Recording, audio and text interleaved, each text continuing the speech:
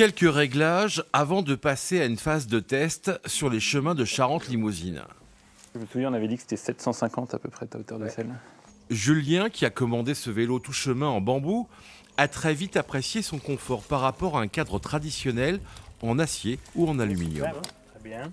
Quand on a fait 80-100 km, les vibrations dans les bras, le dos, on commence à le sentir, quoi. C'est vraiment les petites vibrations de la route, les petits nids de poules, enfin, vraiment les toutes petites aspérités, quoi, qui donnent des micro-vibrations. Et là, il y a vraiment une filtration qui est assez incroyable et qui vraiment fait que le confort est complètement différent. Un confort et une résistance à toute épreuve. Avant d'être poncées, les parties sont assemblées grâce à des matériaux composites, des fibres de lin ou de carbone. Le carbone avec le bambou, ça cohabite très bien.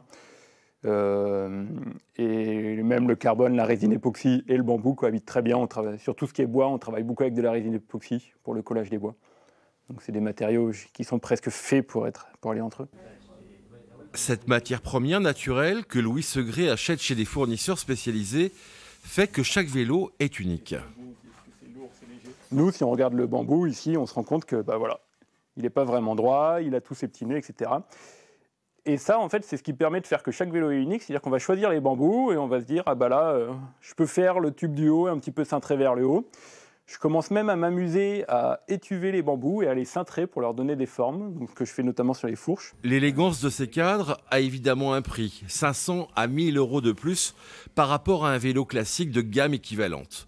Mais il s'agit d'une fabrication sur mesure de A à Z. Quasiment l'intégralité des vélos sont fabriqués à Taïwan. Donc voilà, donc je me compare par exemple à des vélos qui étaient fabriqués en série à Taïwan.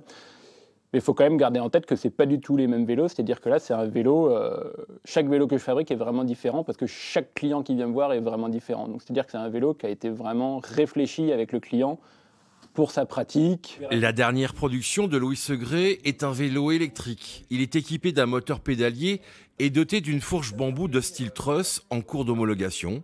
Le fabricant compte actuellement 5 modèles différents dans son catalogue.